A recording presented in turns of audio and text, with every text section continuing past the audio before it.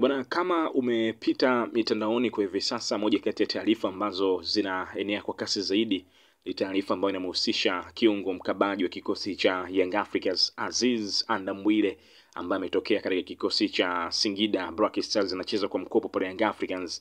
Inatajwa kiungo huyu ameishitaki klabu yake ya Singida Black Stars na anahitaji kuweza kuvunja mkataba na klabu hiyo. Moja kati ya story ambazo zimewakanganya wengi, yuko kwa mkopo Young Africans, kwa nini anahitaji kuvunja mkataba na kikosi cha Singida Black Stars, na wapi ataelekea, ama atasaini mkataba wa kudumu na kikosi cha Young Africans? Yote yanawezekana, lakini moja kati ya taarifa ambazo zimeonekana sana katika siku ya hapo jana, lakini pia zinaendelea kusambaa sana, lakini hizi ni taarifa za kweli kabisa. Aziz Ndambwile amekwisha fikisha kesi yake TFF pia FIFA pia imefika. Kwa hiyo tutazame nini ambacho kitakwenda kujitokeza, sisi tutakuwa kwanza kuweza kukufikishia. Je, ni Aziz Ndambwile Singida Black Stars na wapi ambako ataelekea? Atasalia Young Africans ama ataelekea kwingineko? Sisi ni washahidi, tutakwenda kukujuza kile ambacho kitakwenda kuendelea hapo.